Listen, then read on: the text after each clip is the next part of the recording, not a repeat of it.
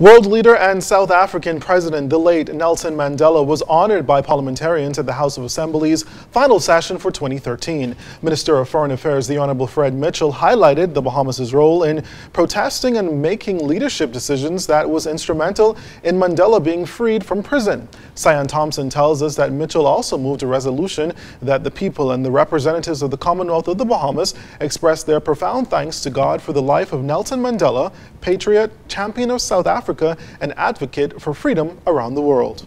Minister Mitchell gave the facts on the integral role the Bahamas played in the release of the late Nelson Mandela and his own story of being intertwined in this rich history of freedom and human rights. As an appointee to the Commonwealth Observer Mission to South Africa, Minister Mitchell worked in the African National Congress and with its leader, Nelson Mandela. I lived in South Africa for 6 weeks from November 1992 and for 4 weeks again as an observer in the spring of 1993.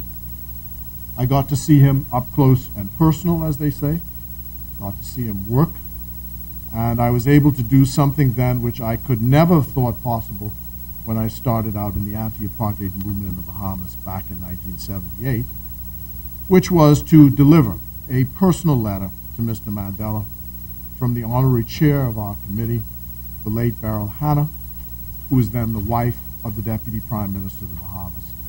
Mandela remains a beacon of hope to the world and a symbol of freedom.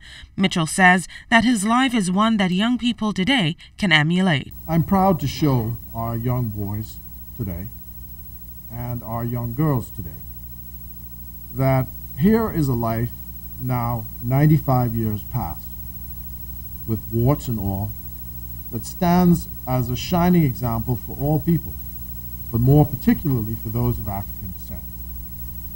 It shows you that you can come from humble circumstances, a shepherd boy, and rise up by dint of hard work, devotion, and providence, and make something of yourself. That is Nelson Mandela, from shepherd boy to president, an international icon. In commending the life of Nelson Mandela to young Bahamians as an example of never giving up, Mitchell concluded by saying it is never too late to do the right thing, to stand up for the rights of all human beings. For the ZNS Network News, I'm Cyan Thompson.